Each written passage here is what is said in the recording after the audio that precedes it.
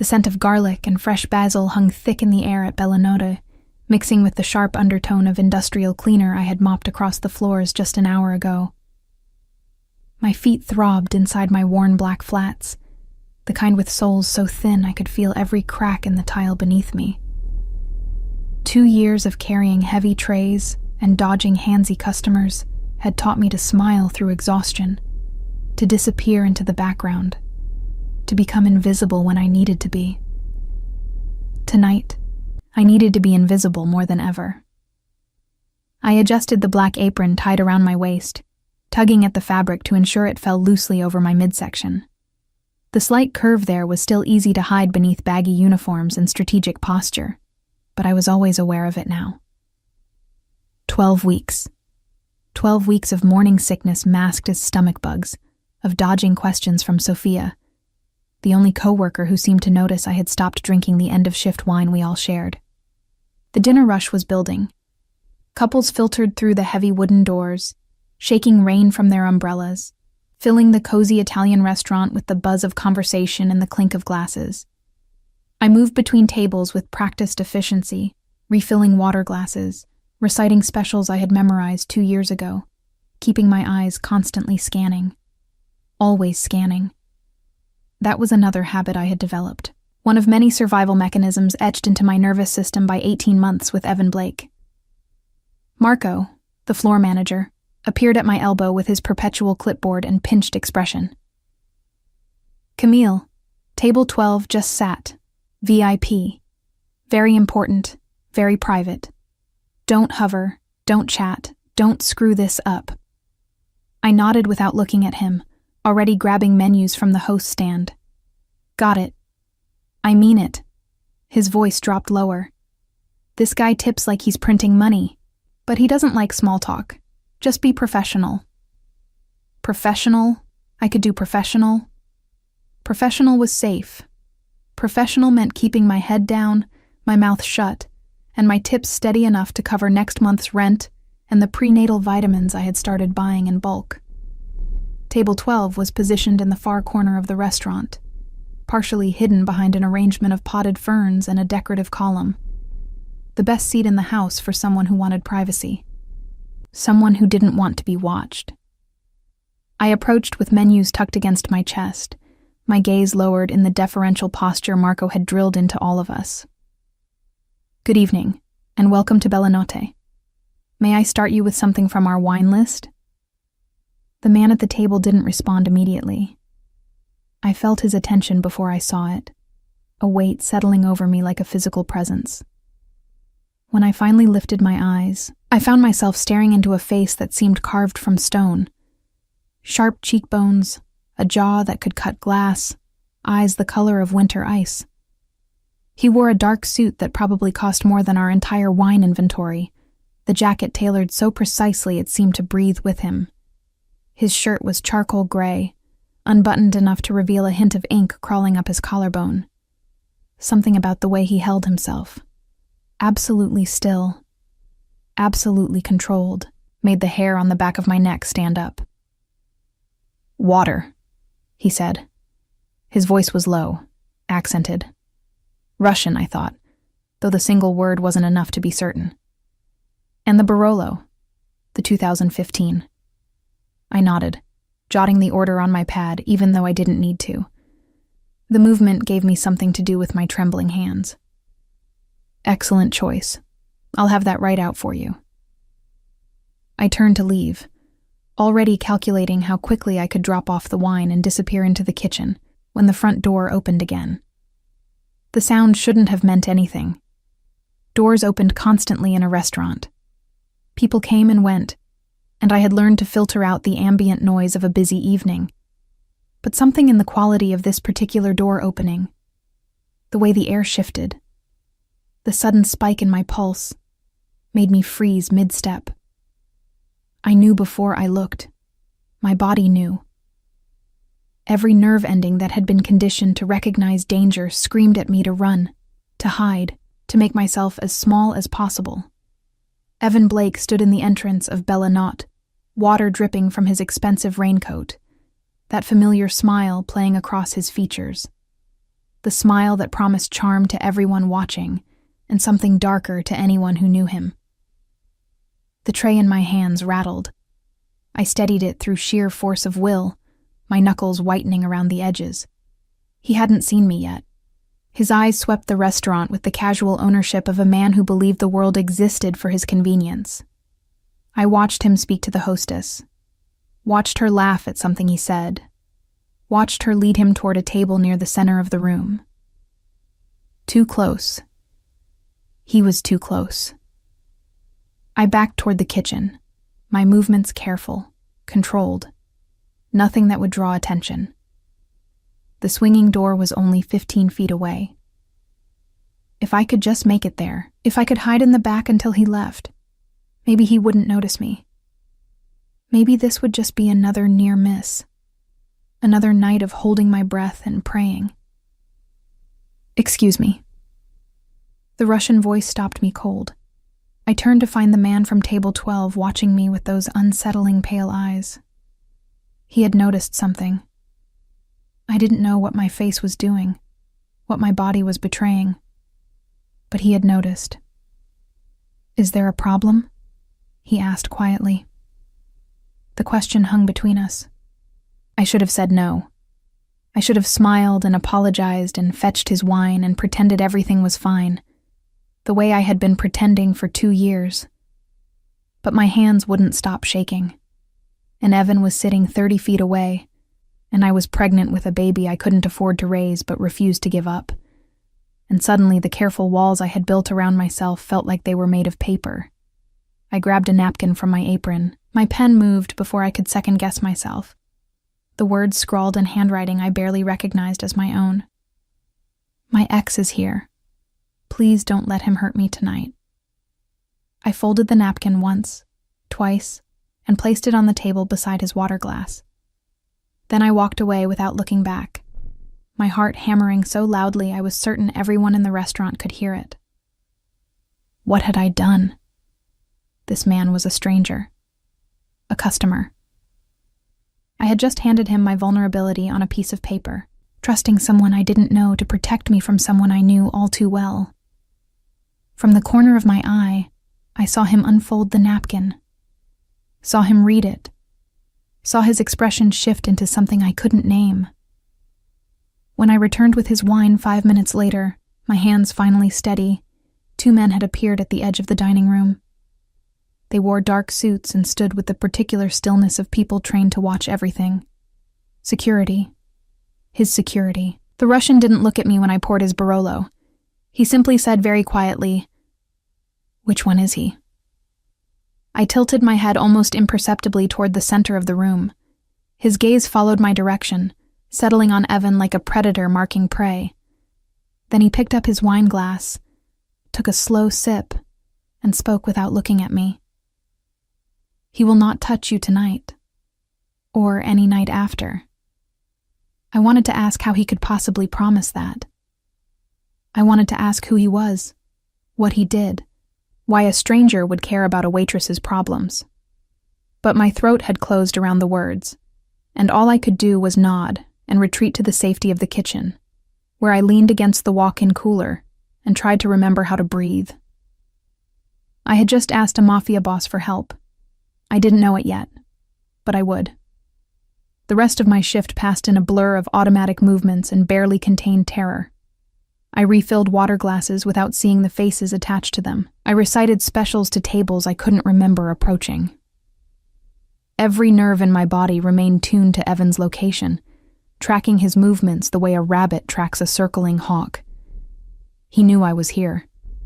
I could feel it in the way his laughter carried just a little too loudly across the dining room, in the deliberate casualness with which he positioned himself to face the kitchen doors. He was waiting, watching, playing the game we had played 100 times before, the one where he pretended everything was normal while slowly tightening the noose. But something was different tonight. Every time I ventured into the dining room, I felt another presence tracking me too. The Russian at table 12 hadn't moved from his seat, but his attention seemed to fill the entire space. His 2 security men had positioned themselves at opposite ends of the restaurant, their gazes sweeping the room in coordinated patterns. They watched Evan with the kind of focused intensity that made my stomach clench. What had I started? Around 9 o'clock, Evan pushed back from his table and stood. My heart seized as I watched him head toward the hallway that led to the restrooms, the same hallway that passed directly by the kitchen entrance. I pressed myself against the wall beside the walk-in cooler, praying he would keep walking. He didn't. The kitchen door swung open, and there he was. Same golden hair, same perfect smile, same eyes that could shift from warm to cruel in the space between heartbeats. He was wearing the cologne I used to love, the one that now made bile rise in my throat. Camille. He said my name like he owned it. I've been looking everywhere for you. You shouldn't be back here. My voice came out steadier than I expected. Staff only. I just wanted to say hello. He stepped closer, and I felt the wall press against my shoulder blades. Nowhere to go. You look good. Tired, but good. New job treating you well? I didn't answer. I had learned that engaging only prolonged the encounter, gave him more ammunition, more openings. I heard you moved again.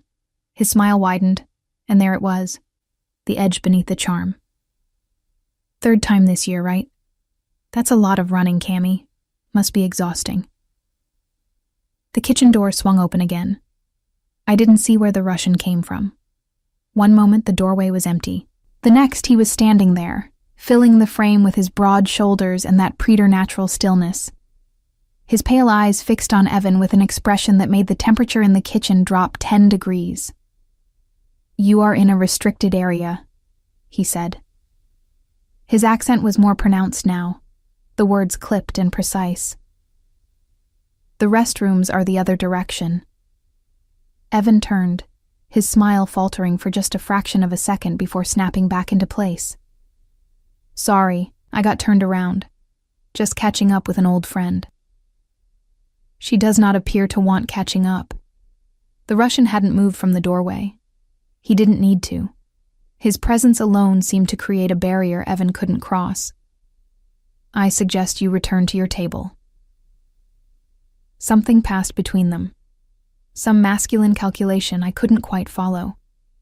Evan was taller, broader in the shoulders, the kind of man who dominated most rooms through sheer physical presence. But the Russian didn't seem to notice.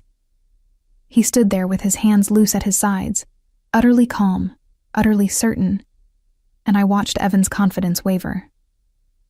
Do I know you? Evan asked, his voice harder now. No. A pause. But I know you, Evan Blake. I know where you work. I know where you live. I know about the restraining order you violated 17 times in the past 6 months. The Russian's lips curved into something that wasn't quite a smile. I know many things. The color drained from Evan's face. I had never seen that expression on him before. The sudden realization that he was not the most dangerous person in the room. We have no quarrel, Evan said carefully. Not yet. The Russian stepped aside, creating a clear path to the door. I suggest you keep it that way. Evan looked at me one last time, and I saw the fury burning beneath his careful mask. This wasn't over. We both knew it. But he also knew, somehow, that tonight was not the night to push. He left without another word. I sagged against the wall, my legs suddenly unable to support my weight. The Russian caught my elbow before I could slide to the floor, his grip firm but surprisingly gentle. Breathe, he said quietly. He is gone. How did you... I couldn't finish the sentence. My thoughts were scattered, fragmented. Who are you? He released my arm once he was certain I wouldn't collapse. My name is Nikolai Artemyev, and you do not need to know more than that. Nikolai Artemyev. The name meant nothing to me, but the way he said it suggested it should. The way the other kitchen staff had suddenly found urgent business at the far end of the room suggested it definitely should. Why are you helping me? I managed. He studied me for a long moment, those winter pale eyes seeing something I couldn't identify. Because you asked. That's not. I shook my head. People don't just help strangers because they ask. Perhaps the people you have known. He reached into his jacket pocket and produced a business card. Simple white cardstock with a phone number embossed in silver. No name, no title, just the number. If he returns, if he contacts you, if you feel unsafe for any reason, call this number. I stared at the card in my trembling fingers. I can't afford. There is no cost. His voice softened almost imperceptibly. Not everything is a transaction, Camille. He knew my name. Of course he did. He had known Evan's name, Evan's address, the details of a restraining order I had filed in family court 18 months ago. This man had resources I couldn't begin to comprehend. I don't understand, I whispered. You do not need to understand. He straightened his cuffs, a gesture so casual it seemed almost absurd given the circumstances. Finish your shift. My men will ensure he does not return tonight. Tomorrow we will discuss how to make certain he does not return ever. He turned to leave, then paused at the door. The child, he said without looking at me. Does he know? My hand flew to my stomach before I could stop it. How did you? You protect your midsection when you move. You refused the wine Sophia offered at the start of your shift. You carry yourself like someone guarding something precious. He glanced back, and something almost human flickered in his expression. He does not know. No. The word came out broken. No one knows. Nikolai nodded once. Then no one will learn from me. He disappeared through the kitchen door, leaving me clutching his card like a lifeline, wondering how my life had become so strange that a Mafia boss felt safer than the man I had once planned to marry. When I finally emerged from the kitchen 20 minutes later, Evan's table was empty. The hostess told me he had paid his bill and left in a hurry, looking pale. She seemed confused by his sudden departure. I wasn't confused.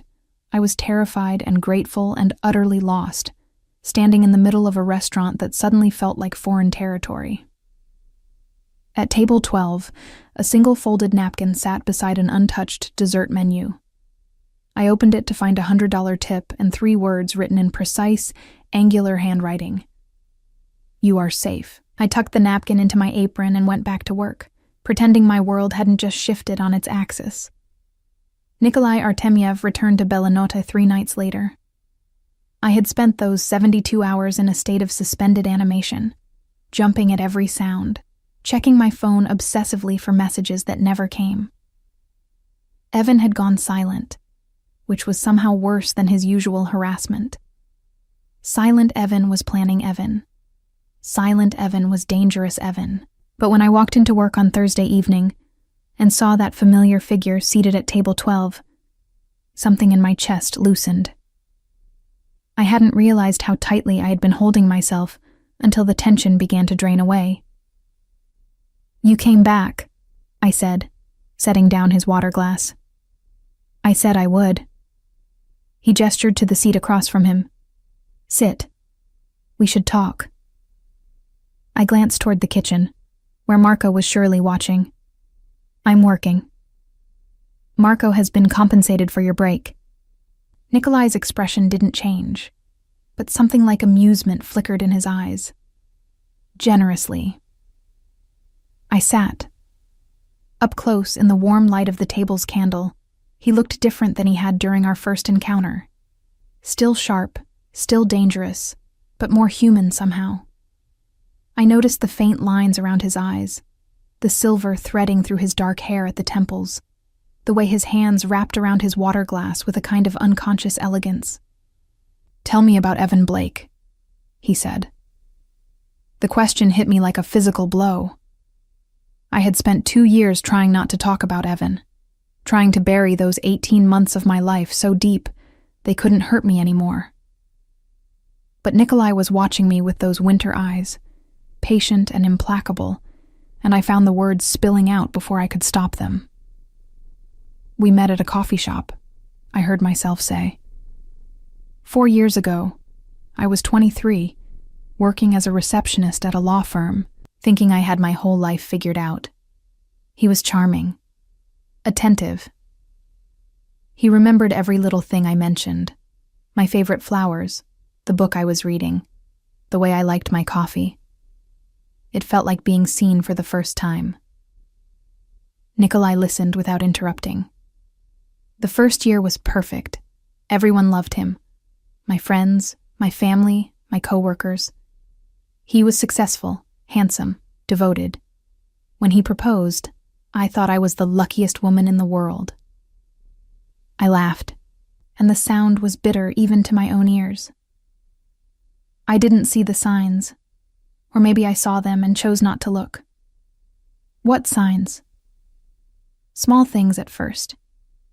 He didn't like my friends, thought they were a bad influence. He worried when I worked late, wanted to know where I was at all times. He bought me clothes because my taste was too casual. He suggested I change my hair, my makeup, the way I talked. I twisted the napkin in my lap. By the time I realized what was happening, I had already quit my job, moved into his apartment, lost contact with everyone who might have helped me. And then, the memories pressed against the walls I had built around them, demanding to be acknowledged. I closed my eyes.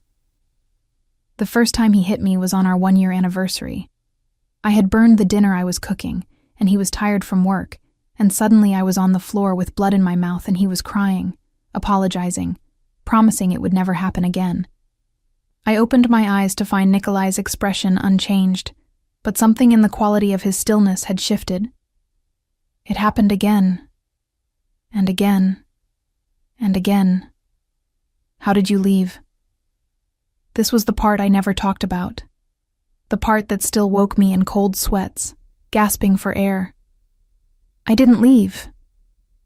He threw me down a flight of stairs." The words came out flat, emotionless, disconnected from the terror of that night. I was in the hospital for 2 weeks. Broken arm, cracked ribs, internal bleeding. The doctors called the police. I pressed charges while he was out of state on business, filed the restraining order, and disappeared before he could stop me. Nikolai was silent for a long moment. When he spoke, his voice was softer than I had ever heard it. "And the child?" My hand moved to my stomach, the gesture automatic now. "A mistake. A moment of weakness 3 months ago, when he found me at my old apartment and convinced me he had changed. I believed him for one night." Tears burned behind my eyes. "I will not make that mistake again." Does he know? No. And he can never know. I met Nikolai's gaze, desperation making me bold. If Evan finds out I'm pregnant, he will never stop. The baby will be leverage, a weapon, a way to control me forever. I would rather die than let that happen. Something dangerous flickered across Nikolai's face. "That will not be necessary." "You can't promise that. You don't know him, what he's capable of." "I know exactly what he is capable of." Nikolai reached into his jacket and produced a folder, sliding it across the table. "I also know what I am capable of." I opened the folder with trembling hands. Inside were photographs, documents, records I didn't understand. Evan's financial statements, property records, a detailed timeline of his movements over the past 6 months. "You've been watching him?" "Since Thursday night." Nikolai's voice was matter-of-fact. "Evan Blake has significant debts to people who do not forgive unpaid loans. His business is failing. His family has distanced themselves. He is a man with nothing left to lose, which makes him dangerous." He paused, but not invincible. I stared at the documents, trying to process what he was offering. "What do you want from me?" "Nothing." "That's not possible. No one does something for nothing. Nikolai's lips curved into something that might have been a smile on a warmer face. Perhaps I am not no one. I'm serious. I closed the folder and pushed it back toward him. I've learned the hard way that men who offer protection always want something in return. Control, obedience, gratitude that becomes obligation.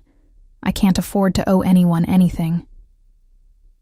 He studied me for a long moment, and I had the uncomfortable sensation of being seen in a way I hadn't experienced since that first night, when I'd handed him a napkin and my vulnerability in the same breath. My mother, he said finally, was a woman very much like you. Strong, stubborn, unwilling to accept help even when she needed it most.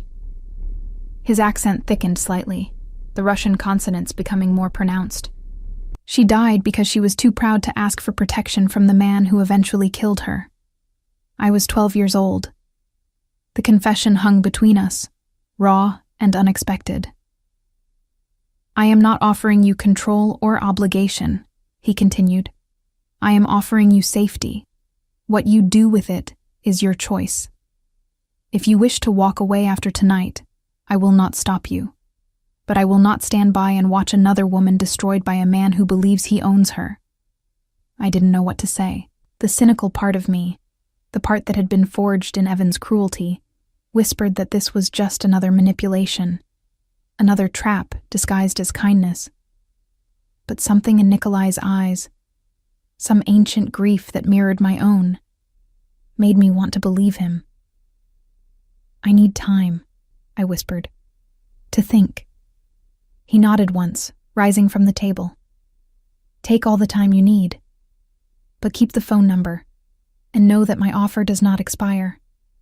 He left a stack of bills beside his untouched wine glass and walked out into the night, leaving me alone with a folder full of secrets and a decision I wasn't ready to make. The next 2 weeks established a pattern I hadn't expected. Nikolai appeared at Bella Notte every evening I worked, always at table 12, always ordering the same Barolo he never finished. He never demanded my attention, never pushed for conversation, never made me feel obligated to sit with him. He simply existed in the corner of the restaurant like a silent guardian, his presence a constant reminder that I was not as alone as I had believed. His security men became fixtures too, rotating through shifts with military precision. They never spoke to me directly, but I noticed the way they tracked my movements, the way they positioned themselves between me and any male customer who lingered too long at my tables. It should have felt suffocating. Instead, it felt like breathing for the first time in years. Evan had gone quiet. No calls, no texts, no surprise appearances at my apartment or workplace. The restraining order I had filed sat dormant, unchallenged. Part of me wanted to believe he had given up, moved on, found someone else to torment. But the part of me that had learned to read his patterns knew better. Evan was planning something, and the longer he stayed silent, the worse it would be when he finally struck. It was Sophia who finally pushed me over the edge. Camille. She caught my arm as I was leaving after a particularly exhausting shift, her round face creased with concern. I need to tell you something, but you have to promise not to freak out. My stomach dropped. What is it? There was a guy here earlier today before your shift started, asking questions about you. What hours you worked, who you talked to, whether you were seeing anyone. She bit her lip. Blonde hair, expensive suit, smile like a toothpaste commercial. Ring any bells? The world tilted sideways. I grabbed the edge of the host stand to steady myself. What did you tell him? Nothing. I said I didn't know anyone named Camille. Sophia's eyes were wide with worry. But he didn't believe me. He kept pushing, asking about the Russian guy who's been coming in every night. He seemed really interested in him. Evan knew about Nikolai. Of course he did. Evan made it his business to know everything about anyone who might threaten his control. And now he was gathering intelligence, looking for weaknesses, preparing his next move. I found Nikolai's card in my wallet where I had tucked it 2 weeks ago. My fingers trembled as I dialed the number. He answered on the second ring. Camille. He was here today, asking questions. The words tumbled out in a rush. He knows about you. He's planning something. I know. Nikolai's voice was calm, unsurprised. My people intercepted him outside your apartment building this afternoon. He was carrying photographs, surveillance equipment, documents related to your pregnancy that he obtained from your medical provider. Ice flooded my veins. He knows about the baby? He does now. I sank onto the bench beside the host stand, my legs no longer capable of supporting me. This was the scenario I had feared most, the nightmare that had kept me awake for months. Evan with knowledge of the child, Evan with leverage, Evan with a reason to never, ever let me go. What do? I whispered. You accept my protection. There was no triumph in his voice, no satisfaction at being proven right, only quiet certainty. Fully this time, not from a distance. What does that mean? It means you do not return to your apartment tonight. It means you allow me to relocate you somewhere safe while I deal with this situation permanently. A pause. It means you trust me, Camille, even though every instinct tells you not to. Trust. Such a small word for such an enormous leap. Why? I asked, the question I had been afraid to voice for weeks. Why do you care what happens to me? The line was silent for so long I thought he had hung up. When he finally spoke, his voice was rougher than I had ever heard it. Because you handed me a napkin in a crowded restaurant and asked for help instead of suffering in silence. Because you are carrying a child you will do anything to protect. Because you remind me of someone I could not save. Another pause. And because, in 18 months of watching you work and struggle and survive, I have come to care about what happens to you. More than I should. More than is wise. 18 months. He had been watching me for 18 months. Long before the napkin. Long before that first night at table 12. You knew who I was before I sat down at your table. Yes. Why didn't you say something sooner? Because you were not ready to hear it. And because I had no right to interfere in your life uninvited. His voice softened. The napkin changed that. You invited me in. I closed my eyes, processing this revelation. 18 months of invisible protection. 18 months of a stranger watching over me, waiting for the moment I would reach out for help. Where would I go? I finally asked. I have a property outside the city. Secure. Private. You would have your own space, your own freedom. My staff would ensure you want for nothing while I resolve the situation with Evan. Resolve, I repeated. What does that mean exactly? It means he will never threaten you or your child again. Nikolai's voice had gone cold, sharp as a blade. How that resolution occurs depends entirely on his choices. I should have been horrified. I should have refused to participate in whatever violence he was implying. But I thought of the stairs Evan had thrown me down, the hospital bed where I had learned to breathe through cracked ribs, the months of looking over my shoulder and jumping at shadows. Okay, I heard myself say. I'll come with you. There is a car waiting outside Bellinot. Black sedan, tinted windows. My driver, Alexei, will take you to the property. I will meet you there within the hour. Nikolai. I paused, uncertain how to express what I was feeling. Thank you. For everything. Do not thank me yet. Something complicated moved through his voice. We have a long way to go.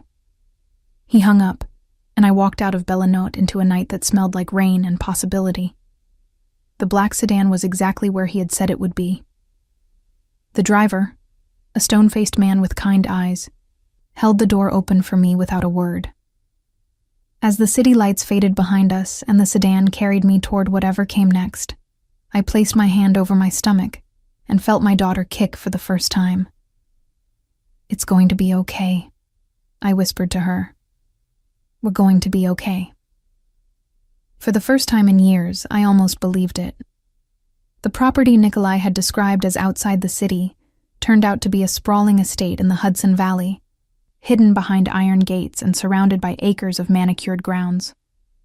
The house itself was a study in understated elegance, all stone walls and tall windows, and rooms that seemed to breathe with quiet luxury. My suite occupied the entire east wing of the second floor. A bedroom larger than my old apartment, a bathroom with a tub I could practically swim in, a sitting room with floor-to-ceiling bookshelves, and a fireplace that crackled with real wood. Everything I could possibly need had been anticipated and provided, from prenatal vitamins in the medicine cabinet to maternity clothes hanging in the closet, sized perfectly. It should have felt like a prison. It felt like sanctuary. Nikolai arrived an hour after I did, finding me standing at the window of my sitting room, watching the sun set over the distant hills.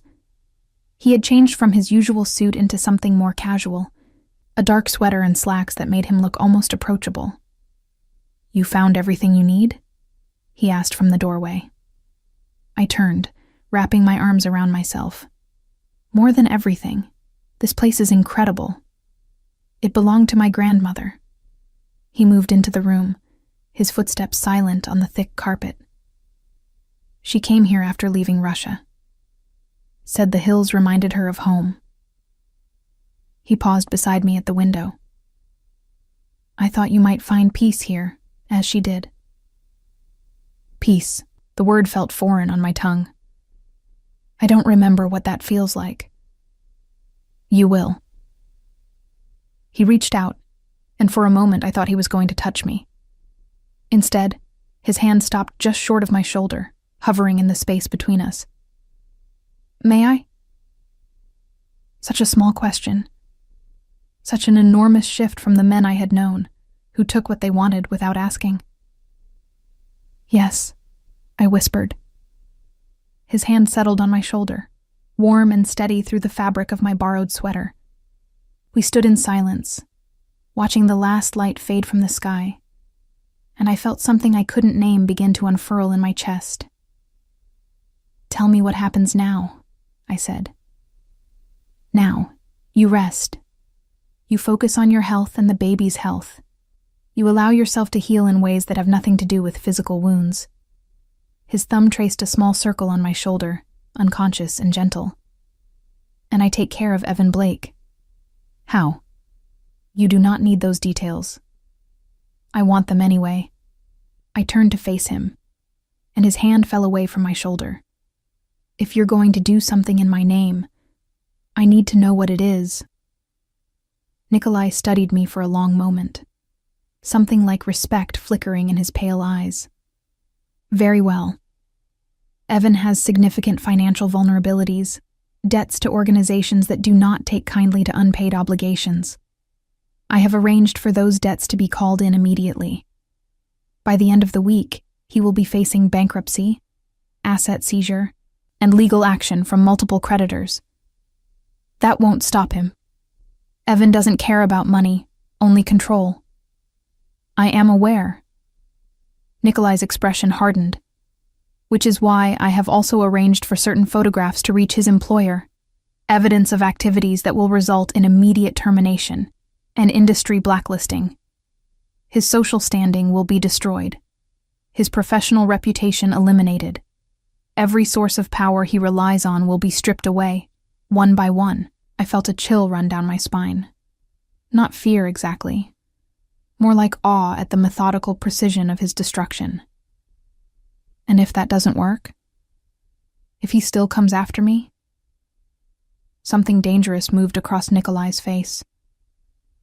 "Then I will take more direct measures, but I hope it does not come to that. I prefer not to create messes that require cleaning." The implication hung in the air between us, heavy and unmistakable.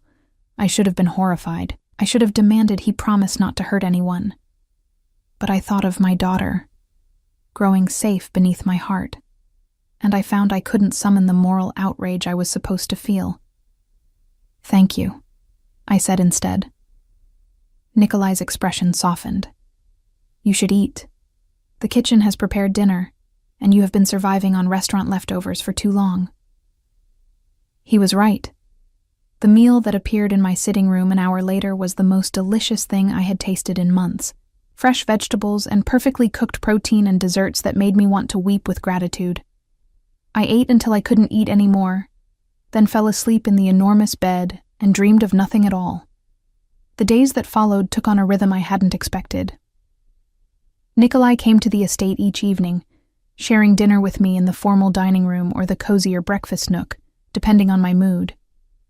We talked for hours about everything and nothing, books we had read, places we wanted to see, the small details of our lives that had nothing to do with the violence that had brought us together. I learned that he had built his empire from nothing after his mother's death, driven by a fury he had eventually learned to channel into cold precision. I learned that he read poetry in Russian when he couldn't sleep, that he had once wanted to be a pianist, that the tattoos hidden beneath his shirts told the story of every man he had lost along the way. He learned about me too. My childhood in a small town upstate, my dreams of becoming a teacher before financial necessity pushed me into service work, the way I still believed in kindness despite everything that had happened to me. We didn't touch again after that first night at the window. Some unspoken boundary held us apart, a recognition that whatever was growing between us needed time to develop roots before it could bear weight. But I felt his eyes on me when he thought I wasn't looking. I heard the way his voice softened when he said my name. I noticed how he positioned himself between me and every door, every window, every potential threat, even within the safety of his own home. Nikolai Artemyev was falling in love with me, and God help me, I was falling too. 2 weeks into my stay at the estate, he arrived with news. It is done. He sat across from me in the breakfast nook, his expression carefully neutral. Evan Blake has been destroyed. His career, his finances, his social standing, all of it gone. He has nothing left but his rage. And his rage is considerable, I said quietly. Yes. Nikolai's jaw tightened. Which is why I have arranged one final measure, a conversation between Evan and certain associates of mine, making clear that any further contact with you will result in consequences far more severe than financial ruin. You threatened him. I made him understand reality. Nikolai reached across the table and took my hand, the first deliberate touch since that night at the window. He will never bother you again, Camille. I give you my word.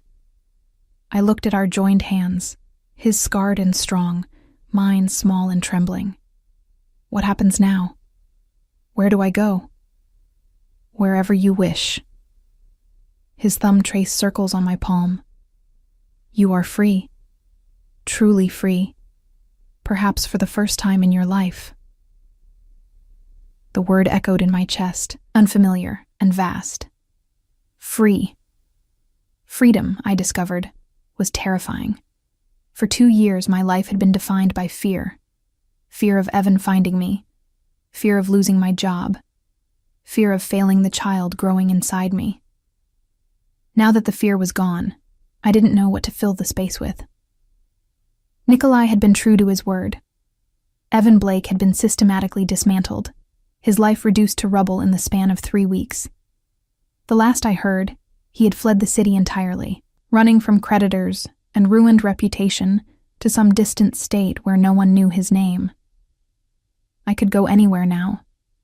Start over anywhere. Build a new life in any city, any country, any future I could imagine.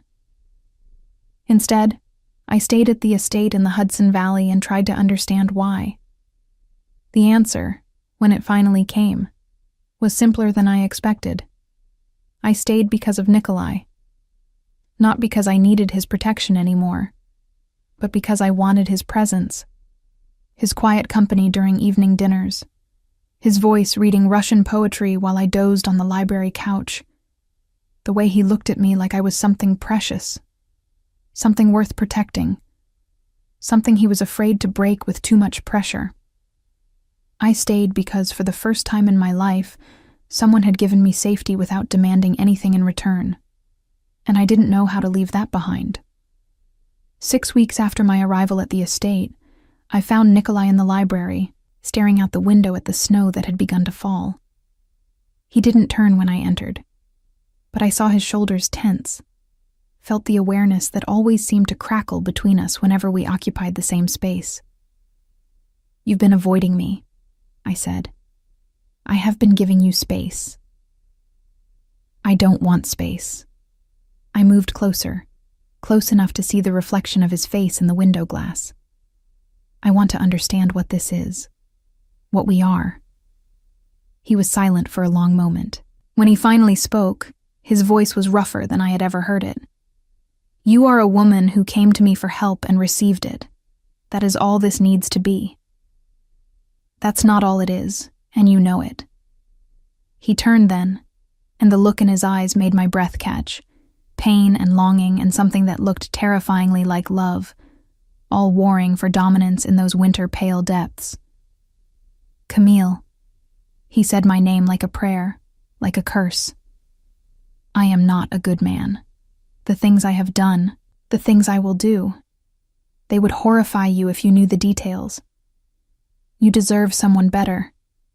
Someone who can give you a normal life, a safe life." "I don't want normal." I stepped closer, close enough to feel the heat radiating from his body. "I spent 2 years trying to be invisible, trying to survive, trying to pretend I didn't exist. I don't want to disappear anymore. I want to be seen." His hand came up, trembling slightly, and cupped my face with a gentleness that seemed impossible from someone so dangerous. "I see you," he whispered. "I have always seen you." "Then stop holding back." I turned my face into his palm, pressing a kiss against his calloused skin. "Stop treating me like I'm made of glass. I'm not fragile, Nikolai. I'm a survivor, and survivors don't break easily." Something shifted in his expression, some final barrier crumbling away. He pulled me against him, one hand tangled in my hair, the other pressed against the small of my back, and kissed me like he had been waiting his entire life for this moment. The kiss was everything, and nothing like I expected. Tender and fierce, gentle and consuming, a contradiction that somehow made perfect sense coming from him. When we finally broke apart, both breathing hard, I saw tears glistening in his eyes. "I do not deserve you," he said. "Maybe not." I reached up and wiped a tear from his cheek. "But I'm choosing you anyway. That's what freedom means, Nikolai. Getting to choose." He laughed, a broken sound that was half sob, and pulled me closer. "You are impossible. I'm exactly what you need." And standing there in his arms, with snow falling outside and my daughter kicking beneath my heart, I finally understood what it meant to come home. Not to a place, not to a building, but to a person who saw you, protected you, and loved you without ever asking for anything in return. 2 months later, I gave birth to a daughter with her father's gray eyes and my stubborn chin.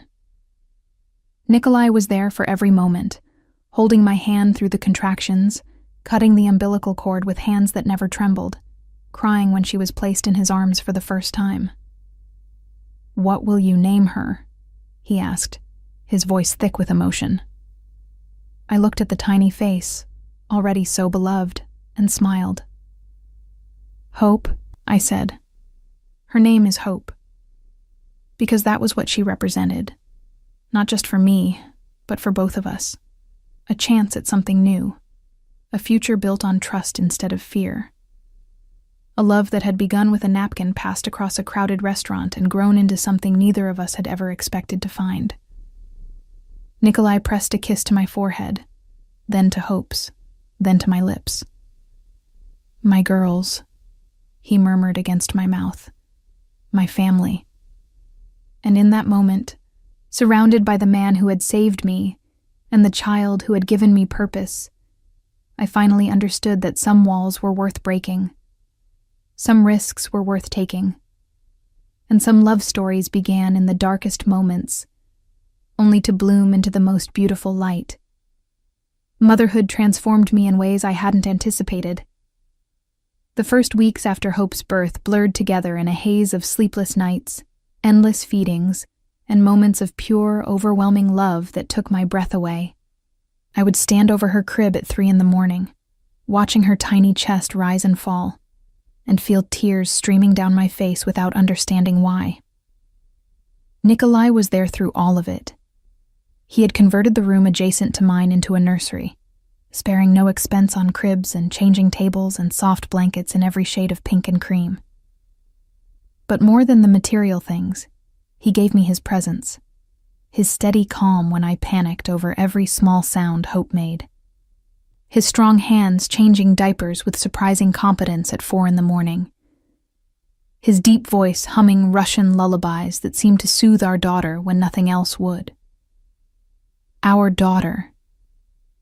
I had started thinking of her that way without realizing it. "She has your stubbornness," Nikolai observed one evening, watching me struggle to get Hope to take her bottle.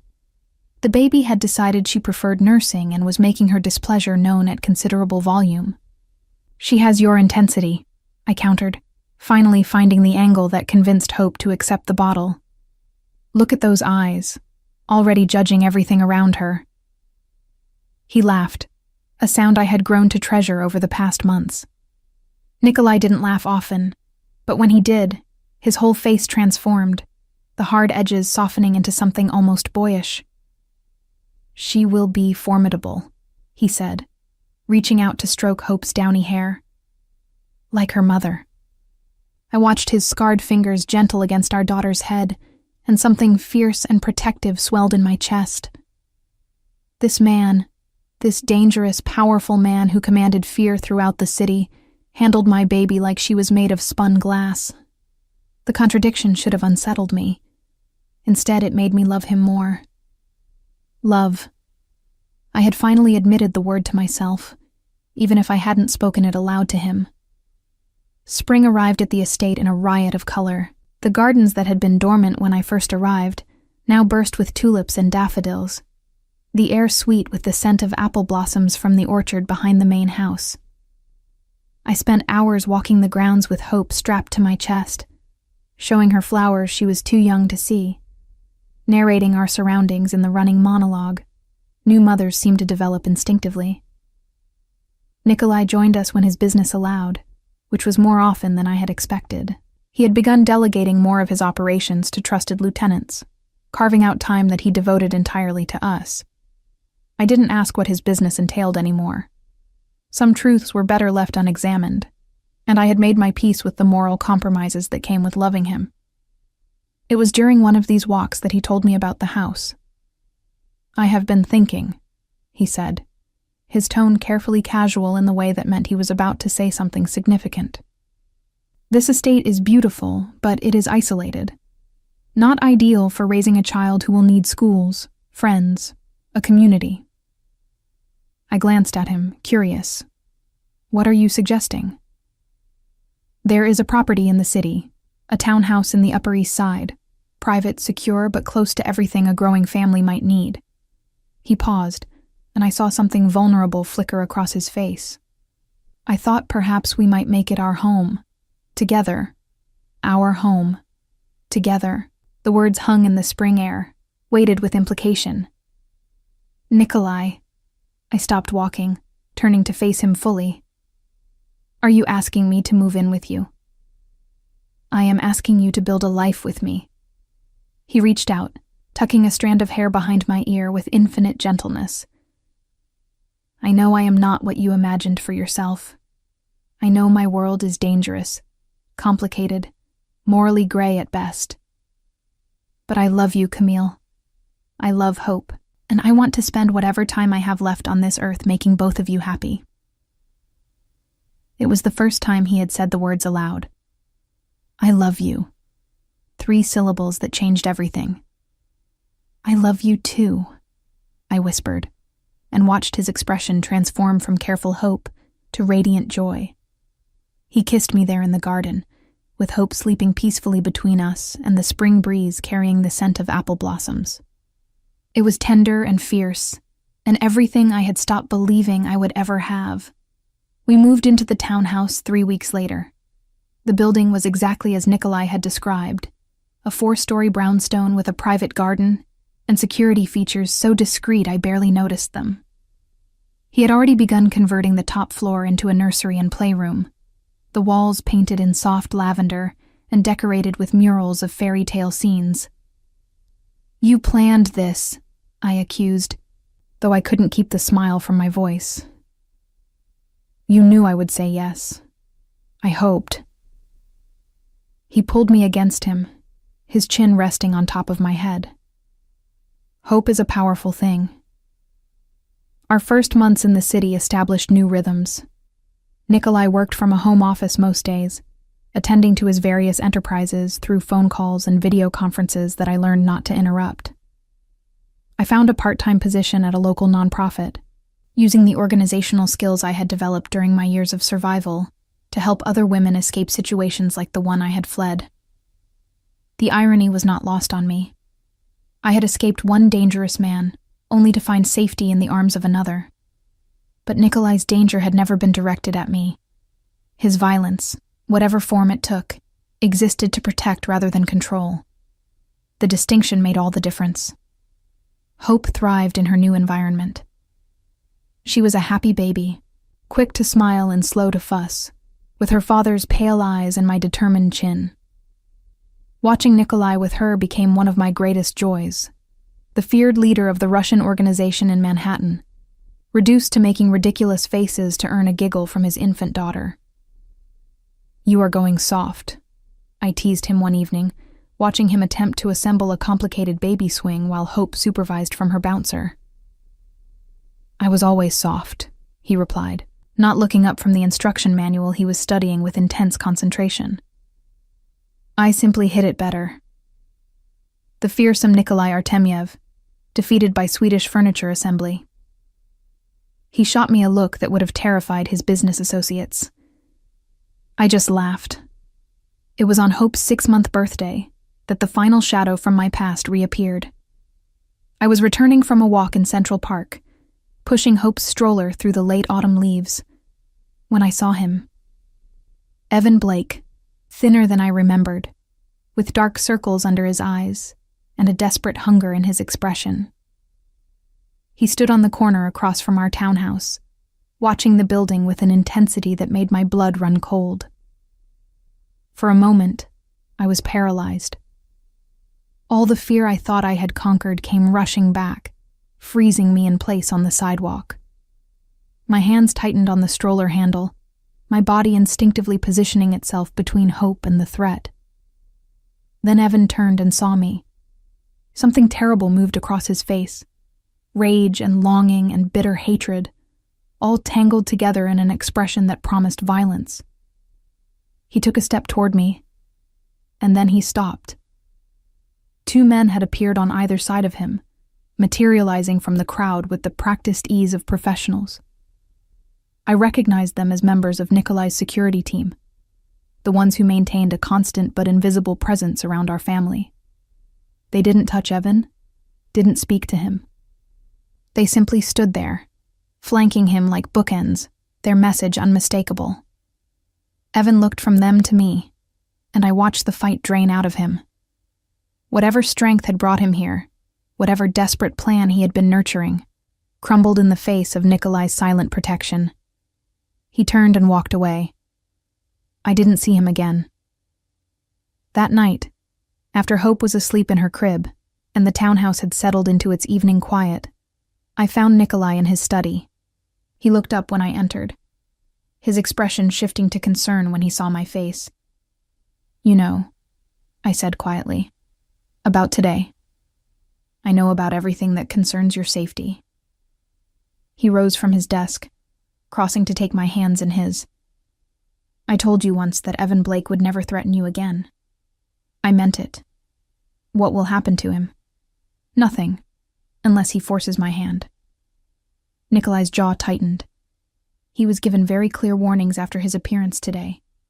If he is wise, he will finally accept that you are beyond his reach. If he is foolish. He didn't finish the sentence. He didn't need to. I should have felt guilty.